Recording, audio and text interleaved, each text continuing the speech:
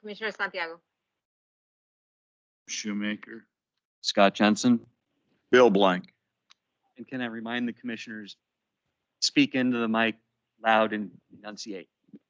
That will make the much easier to make. So first item is approval of minutes. Anybody have any comments on the minutes? Looked fine to me. Good job. Yeah. Very thorough. Thank you. Okay. I would- Scott, Yes? Scott, this is Rita. I'm on Oh, the phone, so I did not do the roll Sorry. call thing, but, I'm sorry, Rita. oh, that's okay. I just wasn't sure if you knew I was on the phone. Now I know. Thank you. Now Okay. you do. Thanks. I'd entertain a motion then regarding the minutes. I'll make a motion that we approve those. Bruce moves, I second. Jeanette seconds. Is there any discussion? Seeing none, I'll call for the vote. All those in favor say aye. Aye. Those opposed? Okay, minutes approved. Next on the agenda is citizen input. Are there anybody from the public here to speak on matters not on the agenda?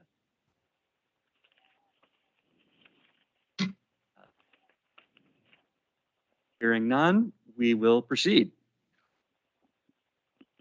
Item 5, new business. Docket SB 2-21.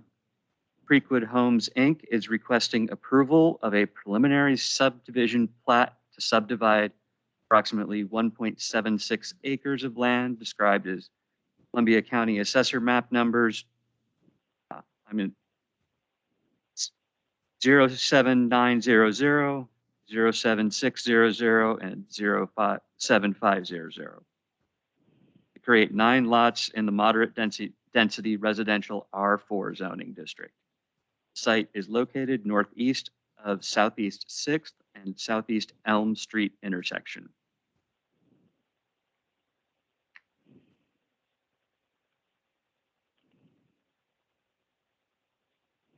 So I am going to call the hearing on this matter to order.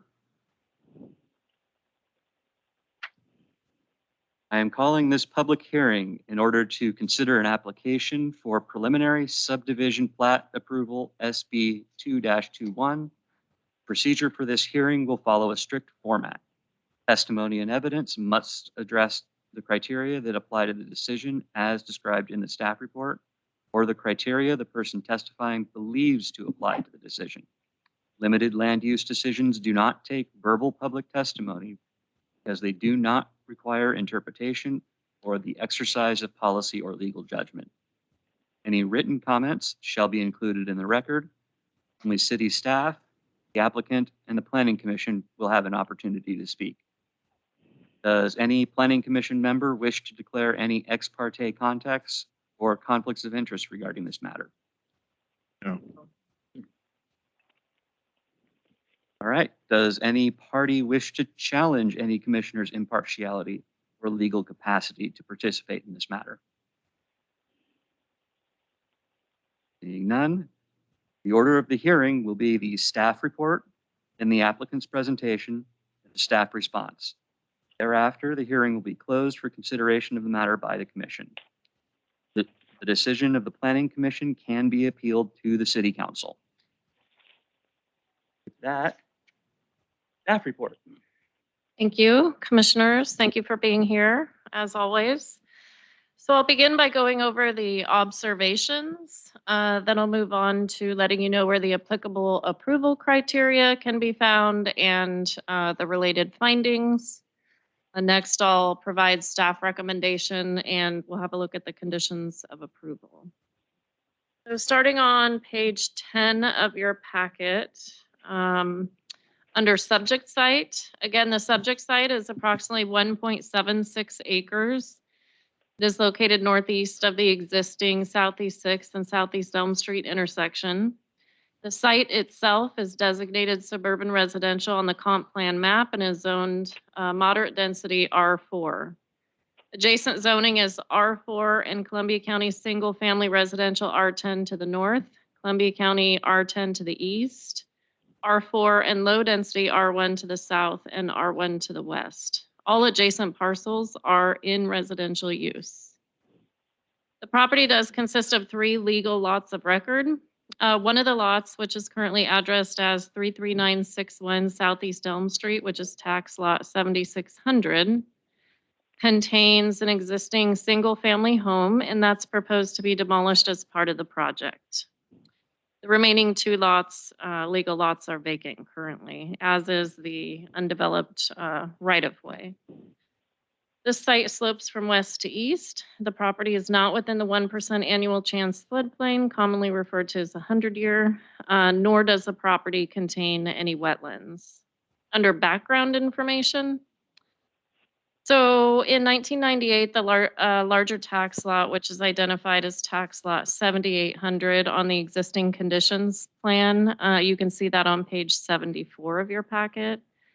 That tax lot underwent a 2-lot partition, which resulted in creating tax lot 7900 to the north, which was platted, as well as the dedication of 46 feet in width right-of-way dedication, which is also referred to as Southeast 6th Street. This section of Southeast 6th Street is offset from the existing section located southwest of this unimproved section. In 2020, City Council approved the Maple Street Cottage subdivision. It's located directly north of tax lot 7900. At that time, the city decided not to plan for the extension of this portion of unimproved 6th Street to the north through that Maple Street Cottage subdivision. And the reason for that is because of the offset intersection. It would not function well to support a large volume of traffic through that portion of the right-of-way. And so it will just support the 9 single-family lots, which should be adequate. And then I just noted here additionally the conceptual future street connection plan, which is figure 12 from the 2016 transportation system plan. It does not show that road connecting to the north for the previously mentioned reason. Under proposed subdivision, street system, and right-of-way dedication, again, the applicant requests approval to subdivide this land into 9 single-family residential lots, ranging in size from 5,000 to 10,635 square feet, as well as Tract A, which would support a stormwater facility. Additionally, Tract B would be created to maintain existing access to tax lots 7,400 and 7,700. And next, the lots would have frontage on 1 public street. Again, that would be Southeast 6th Street. And as I previously mentioned, as part of the minor partition in 1998, 46 feet of right-of-way was previously dedicated. And then this application depicts the required additional right-of-way dedication of 8 feet along Southeast 6th Street, which will bring the total width to 54 feet in conformance with our local street standard. The applicant is also depicting the required 10-foot right-of-way dedication along the Southeast Elm Street frontage to bring the total width of Southeast Elm Street to 30 feet north of center line. And this is in conformance with the neighborhood route, which Southeast Elm Street is designated as. And it does require a 60-foot right-of-way. Under traffic impact analysis and street improvements, the applicant proposes interior street right-of-way widths of 54 feet. You can see on Exhibit 3G that this would include 32 feet paved width with curb and gutter, 5-foot sidewalks, and street trees. There are 2 existing fir trees to the southwest of the proposed road improvements on tax lot 7800. You can see this on the existing conditions plan.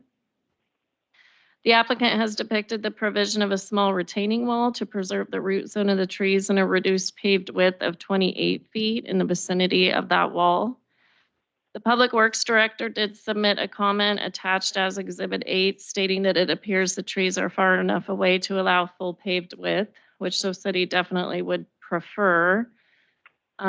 Section 5.001 of the Public Works Design Standards states that half streets will only be approved when the abutting or opposite frontage is undeveloped. And so since tax lot 7800 is developed with a single family residence and outbuildings, the city did require in the recommended conditions of approval that the applicant construct the full paved width of 32 feet, including curb and gutter. City staff did discuss the legality of working within the tree's root zone with the city's legal counsel and received guidance that the city is within their right to require the full street width in this location. This relates to condition of approval number 10. I wanted to bring that to your attention. You should have a revision here in front of you. And so the applicant requested, essentially stated that since they'd be shifting the edge of pavement further west and increasing the curb return radius, it might affect the corner of that tax lot, which they do not have ownership of, and it could create a grading issue. They requested to add to the third and fourth sentences the language "or as approved by the city engineer." This just gives them a little bit of flexibility while they work with the city and the property owner to during the final design of improvements. And Chris was comfortable with that revision. And then I'll just touch too, since we're looking at this, there was a request to also look at condition 11. So typically at the end of a street, we would require a certain type of barricade. And then in this case, because the road will never extend to the north, the applicant requested if they could provide signage instead. There was a provision for that in the MUTCD, and so we just clarified that would be okay to provide. So those are the two revisions that we would request for this application. So going back to page 11, the applicant will be required to perform half-street improvements to Southeast Elm Street along the entire frontage of Tract A, and that's to ensure that the road meets our standards. The applicant requested to reduce the required half-street improvements, including the portion of Tract A frontage east of the service driveway, because there were going to be impacts to the existing tree located on the neighboring property to the east. In consideration of the city's requirement to include that portion of Tract A frontage be fully improved, the developer will extend the street improvements to the western edge of the service drive at a minimum, and then if it's not feasible to complete the sidewalk all the way to the eastern property line, then the applicant is required by the recommended conditions of approval to provide funds in lieu of providing those improvements. So the reason staff was comfortable with that is because in conversation with the Public Works Director for Columbia County recently, the county does plan to improve the north side of Southeast Elm Street to the east of this development. That way the city can set those funds aside, and when they come through and do those improvements, we would be able to complete that small section east of that service driveway. Access to the subdivision is via Southeast Elm Street, which is under the jurisdiction of Columbia County. Columbia County Public Works did submit a referral comment, just a basic statement that the applicant is required to meet the city of SCAPU standards for street improvements and storm drainage, and that an access permit is required for the connection to Southeast 6th Street to Elm Street, and that is in the recommended conditions. The applicant submitted a transportation analysis letter that's attached as Exhibit 6. The study estimates that the 9-lot development would generate 84 daily trips, 7 of which would be in the morning peak hour, 9 of which would be during the evening peak hour. The required safety analysis was completed. The only issue that was raised by this traffic analysis letter is that there was some vegetation blocking the view when looking east down Southeast Elm Street. Again, this is on within the site itself, and that would be removed as part of the project, alleviating that issue. Under public utility improvements, municipal water is available in Southeast Elm Street, as is sewer. And then the applicant would extend the water main as well as the sewer line within the Southeast 6th Street right-of-way and install laterals to serve each lot. And that can be seen on the composite utility plan. The applicant proposes that stormwater from the Thompson Woods subdivision would be managed within a stormwater facility located within Tract A. Stormwater from the project site would be directed to this tract. It would be detained for infiltration, and overflow would be directed to an existing storm main within Southeast Elm Street. The applicant submitted the required preliminary drainage report, which is attached as Exhibit 4. Under street trees and landscaping, the applicant has depicted street trees along the street frontages, and we would review the final plan as part of the construction documents. Public and private agencies and public notice. All required noticing was met for this application. We do have comments from agencies attached as Exhibits 7 through 12. Any issues applicable to the Planning Commission have been included in the recommended conditions of approval. There were no comments submitted by the public as of the date of the staff report. However, we did receive one public comment yesterday, which you would have been emailed. I'm going to just read it into the record. And our property is just north of the new subdivision. My husband has lived here since 1938.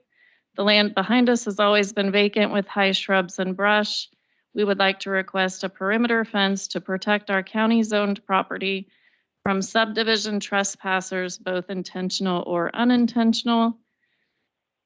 We granted workers from AKS access to our property months ago and will do the same for the builder if needed.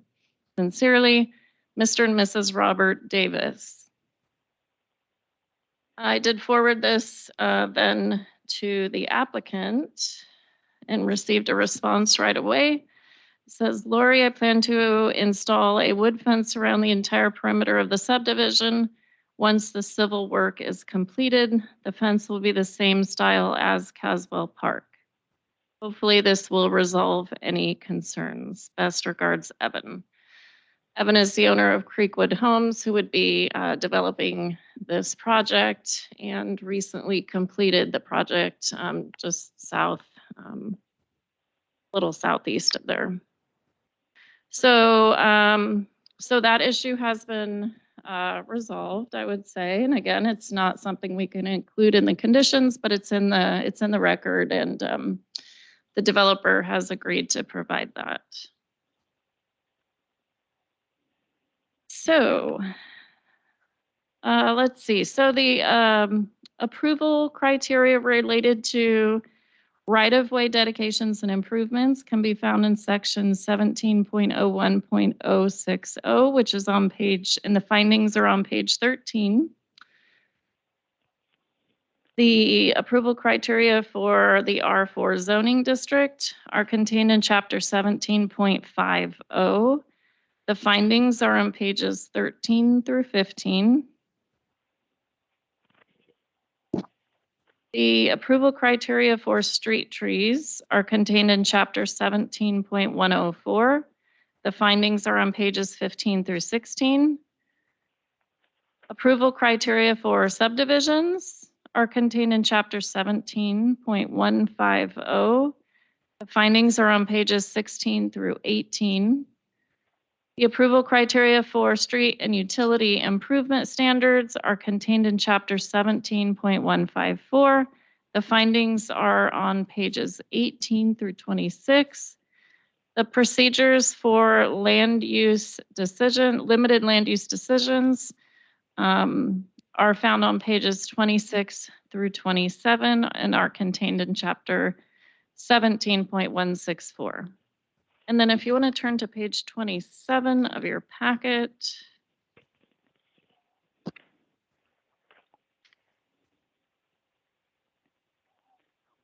27 of your packet. The recommendation is based on the findings of fact. Staff recommends that the Planning Commission approve docket SB 2-21, subject to the following conditions of approval. There are 31 conditions of approval. Again, we did recommend revisions to conditions number 10 and 11, as we had previously stated. The rest of these are just very standard subdivision conditions of approval, and the applicant has reviewed these as well. Happy to answer any questions, or you could move on to the applicant's presentation. Did any commissioners have questions for staff at this time?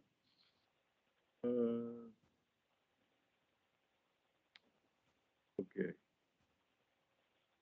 Nope. See, the question I had was answered. Conditions of approval.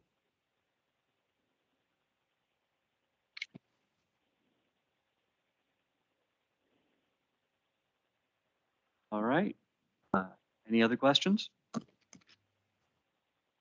Seeing none, would the applicant please come forward, state your name, and speak into the mic?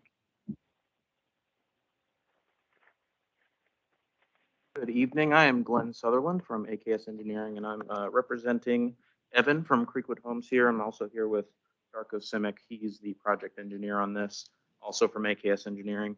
I don't have much to add. Thank you very much for your time, commissioners and staff. I would say that we do agree with the revised conditions that were proposed. The subdivision meets those code requirements that were mentioned. Do plan on adding that perimeter fence around the subdivision. There was fire sprinkling also planned for lots 5 through 9. So that'll reflect the fire marshal's comments that you received. Again, mailbox cluster and those revised conditions 10 and 11 we agree with, and I'm here to answer any questions if you have them. You have any? I do, but I'll go ahead with Most of as I read, lots would be between 5,000 and 10,000 square feet. Any idea on the proposed square footage of homes on average, or is it not planned yet? Be around 2,000 to 2,800 square feet. Oh, really? Family size home. And I would like to ask a question, Commissioner Blank, speaking. Knowing that you have a certain size there, I'm just curious, is any of these items, how would you describe the quality of the housing there? Is it something with the description of affordable housing inventory, or is it just an upscale kind of neighborhood?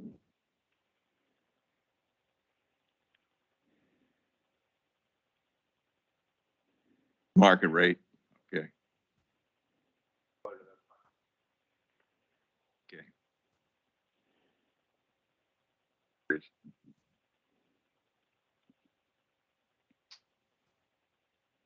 That would be my next question, and it has nothing on the approval of this at all, but are you planning like a 0 lot line like construction? No. I have a question. So what I'm looking at, what I understand is the subdivision is not going to have any outlet but 6th Street towards Elm Street, correct? It's not going to connect somewhere like back by Maple. No, there's an existing access track. You see that track E, which is on the east side there, provides access to some of the existing lots alongside. But all of these homes would be connected to 6th Street and would not be proposed to connect to the north, of course, because of Maple Street cottages. They would exit down onto Elm Street.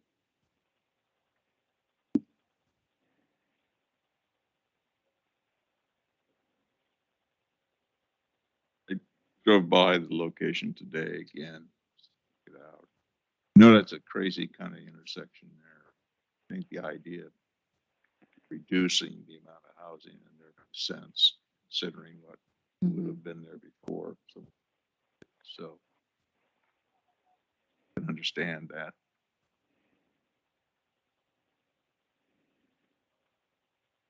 You guys show a storm drainage ditch. See the easement, and then later it's mentioned as ditch. I wondered if you could describe that a little more. Sure. So that would run along the back of those homes to the stormwater facility that's at the corner of Elm Street there. In which case it would be managed and filtrated, and then from that point on, yes, that would be an open kind of depression. This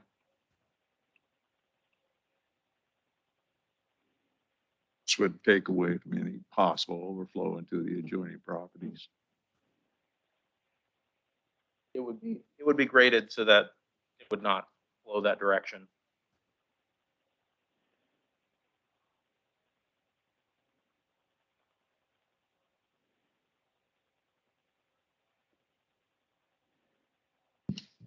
Is there enough room for all the machinery, all the tractors are gonna, cause I go to that, I live by that street.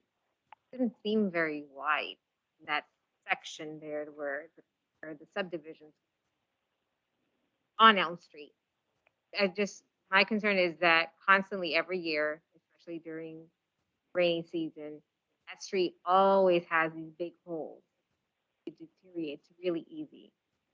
I'm just thinking all these construction factors are gonna be coming. You guys gonna be able to fix that or work with the city or the county, ensure that the damage on Elm Street, right? Because that street, that section, it's always deteriorating. I can't speak to the condition of the street there. Mhm. I think that any damage that occurs adjacent to that subdivision would be part of the street improvements we'll take care of there as the street is expanding. That 10 feet that's being dedicated will I noted it. Our city engineer like to address that. Well, yeah, I mean, they're gonna, on the frontage, they'll be care of Half Street, project, so if we can speed up there, that'll get paired a new street section. An existing home at the intersection that we haven't spoke with yet, we intend to. It'd be our hope and desire to have them dedicate right away, and then we could get funding, intersection improvements there. We haven't had a chance to do that yet. So. And the county, as Lori mentioned, is gonna do some widening and curb work than the existing right away. You know how far that's gonna go? Or like past 9? Well, it would go to where the full street improvements are complete east of this. On the north side. Just on the north. I don't know if that's the Tusing subdivision or which one that is, but there's, if you start looking east of this project, you'll see on the north side where you have definite, widened streets and curbs, gutters, sidewalk. I think there's enough room to add the lane, standard lane within a curb. Without getting additional right of way. Yeah, so there wouldn't be a sidewalk there. Property owners dedicate right away, then Negotiate. Would this be the 2022 project then? yeah, this is, so they'll be getting this in their budget. Start doing, design on. Hopefully it marries up with this project, but This one might actually finish first. yeah, we're hoping, but we're not gonna hold our breath.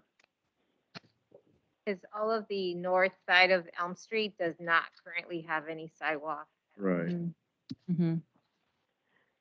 past Ninth. Yeah, so Evan was the one who did, Creekwood Homes is the one who did the project to the south. Right? And so his cooperation was fundamental in getting all of the street improvements on Sixth all the way up and wrapping around that existing duplex. Did great. No, And that was, a credit to him to, he didn't have to take that on, but he was gracious enough to work with the city to make that happen. So we're glad we have that connection. Mhm. And so, at least kids from this neighborhood, there'll be a full sidewalk on the east, this extension of Sixth Street. They could cross, then they could get on sidewalk, walk all the way to the high school. Most of the way to the grade schools on sidewalk. So from this point, it's really not too bad. Just residents coming from the east on Elm, that there isn't sidewalk. Although they could walk through Ice Noggle, which Mhm. is complete all the way Mhm. through Pioneer and then south. And actually that sidewalk connection is if you came out of, well, I guess it's coming out of Caswell, but there was a missing link there that they actually did it as well, part of the Caswell project. On the west side of Sixth. They filled the gap over there as well. So that project that Creekwood Homes just did was instrumental in getting little bits and pieces done that we were struggling to find a way to do it.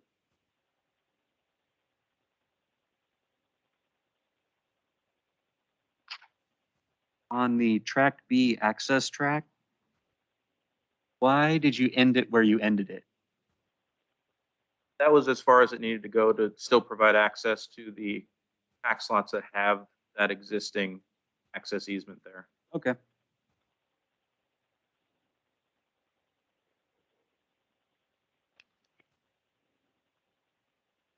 Do we have any other questions for the applicant?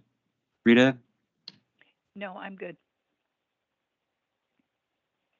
Just will make a comment that I do appreciate that there will be residential sprinklers installed as per the request by the fire chief. In that area, since you can't turn around or have access in there. So that's good that there's no argument over that at all. Actually, just to clarify, the applicant had proposed that before the fire chief made his comment. So they knew the rules and they had already proposed that. Yep. All right. If there's no further questions, then I believe we move on to a staff response if they feel they need one. Sure. I don't think that there's anything else, but I'm open to questions if you think of anything.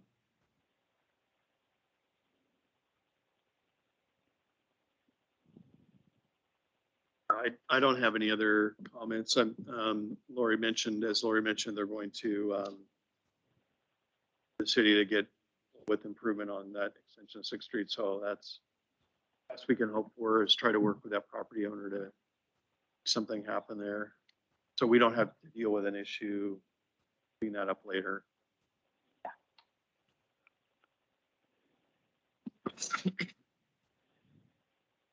If that's everything, then I'm going to close the hearing for consideration of the matter by the commission. Commissioners, what do you think? You always have something to say. The only thing I'd have to say is they've done everything. They've done their homework. They seem to be people who are applying. They've done to make this a project work, and they meet the criteria.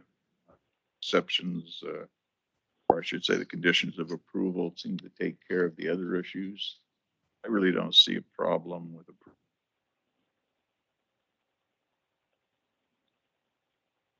don't see any problems on, we should approve.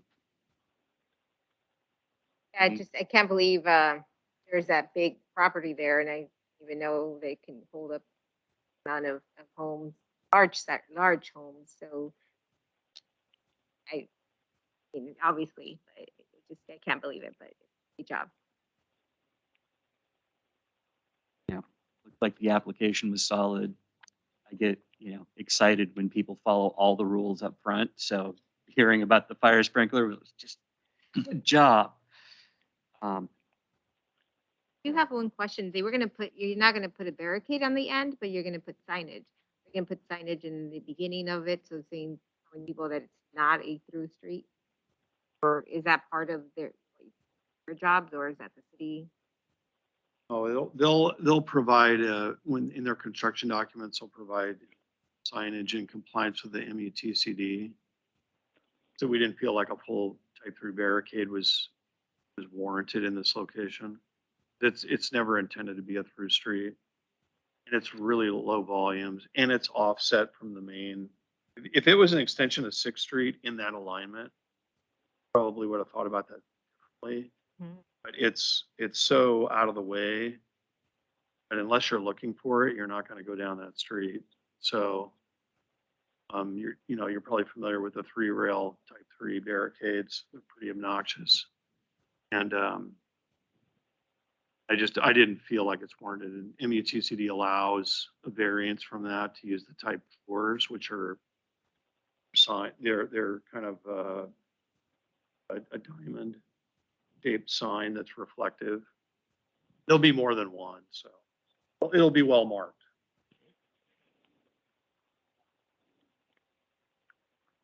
All right. Any other comments? If not, I would entertain a motion. I'll make that motion. Let me get to the page because I closed it, that we can go ahead and approve. And let me look for the title page here. Went and put it behind something, sorry. Oh, there it is. We approved docket number SB 2/21. Bruce has moved approval of SB 2-21. As Where's that? revised. As revised. Revised. Thank you. Do I hear a second? I'll second. This is Rita. Rita seconds. Is there any further discussion? Seeing none, I will call for the vote. All those in favor say aye. Aye. All those opposed?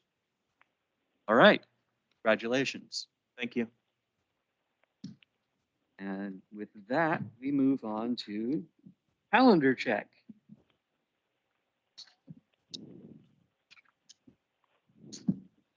And let's see. Last page. Looks like the city offices will be closed on the 25th and the 26th. Thursday and Friday of next week. 23rd and 24th, right? Oh, I'm sorry. I'm looking at December. Sorry. No problem. And then in December, Monday the 6th, there's a council work session at 6 and a city council meeting at 7. Thursday the 16th, the Economic Development Committee at noon, and then the Parks and Rec Committee at 6. Then, as Rita has already told us, the city will be closed on the 23rd and the 24th of December. City offices will also be closed on the 30th and the 31st of December.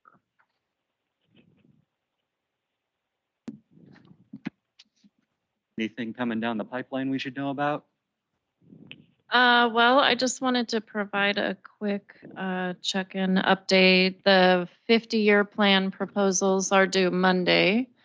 So staff will review those and then council should be awarding a contract in early January to kick that work off. And then did you have any updates on projects or?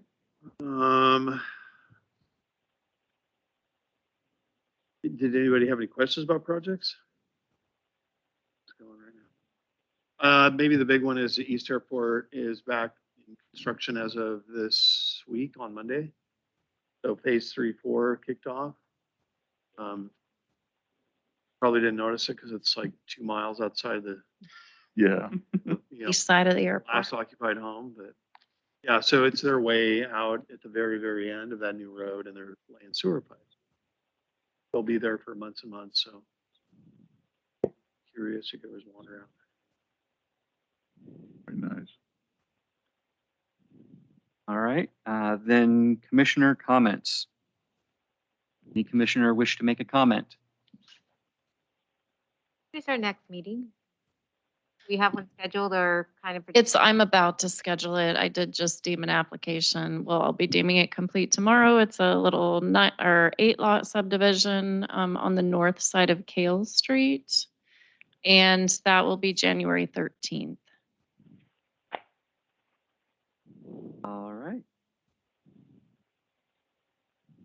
Any other staff comments? All right, then I am going to call this meeting adjourned at 7:41. Thank you, everyone. Thank you. Thank you.